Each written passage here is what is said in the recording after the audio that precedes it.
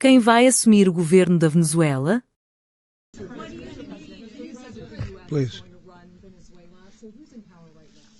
Well, we're going to be running it with a group, and we're going to make sure it's run properly. We're going to rebuild the oil infrastructure, which will cost billions of dollars. It'll be paid for by the oil companies directly. They will be reimbursed for what they're doing, but that's going to be paid. And we're going to get the oil flowing the way it should be. As you know, it was just a minor flow. It was actually a minor flow for what they have. But we're going to run it properly, and we're going to make sure the people of Venezuela are taken care of. We're going to make sure the people that were forced out of Venezuela by this thug are also taken care of. President, does the U.S. running the country mean that U.S. troops will be on the ground? How will that work? Well, you know, they always say boots on the ground. Oh, so we're not afraid of boots on the ground if we have to have. We had boots on the ground last night at a very high level, actually. We're not afraid of it. We don't mind saying it. But we're going to make sure that that country is run properly. We're not doing this in vain. This is a very dangerous attack. This is an attack that could have gone very, very badly. Could have gone very badly. We could have lost a lot of people last night. We could have lost a lot of dignity. We could have lost a lot of equipment. The equipment is less important, but we could have lost a lot. And we're going to make sure that this is proper. We're there now. We're ready to go again if we have to.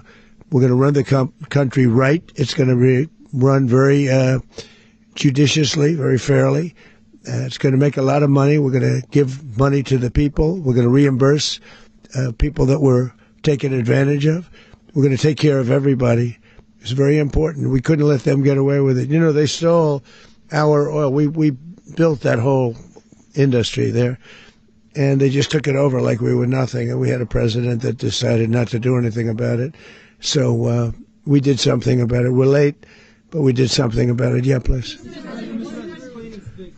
Mechanism by which you're going to run the country? Are you going to designate a U.S. official to coordinate? Yes, it's all being done right now. We're designating people. We're talking to people. We're designating various people, and we're going to let you know who those people are. Would run Venezuela? Well, it's largely going to be for a period of time the people that are standing right behind me. We're going to be running it. We're going to be bringing it back. It's a dead. You know, I talk about a dead country.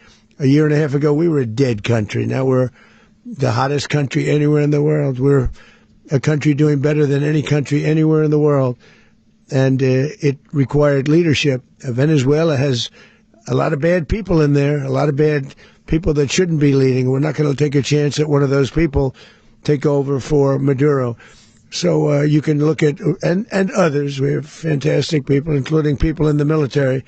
So we're going to have a group of people running it until such time as it can be put back on track, make a lot of money for the people, and give people a great way of life, and also reimbursement for people in our country that were forced out of Venezuela. Rubio would be... You said earlier today that you weren't going to back Machado to come back and be the opposition leader in your Fox and Friends interview. And then you also mentioned the vice president of Venezuela. Are you going to work with the vice president of Venezuela, or how do you foresee the relationship going? I understand she was just sworn in, but she was, as you know, picked by Maduro. So Marco's working on that directly. He just had a conversation with her, and she's essentially willing to do what we think is necessary to make Venezuela great again. Very simple. Mr. President, Colombian President Gustavo Petro, a couple weeks ago, he said he's got to watch his ass. And today, he said he's not concerned about anything happening to him in the aftermath of this operation. So, just what your message is about that. He has cocaine mills. He has factories where he makes cocaine.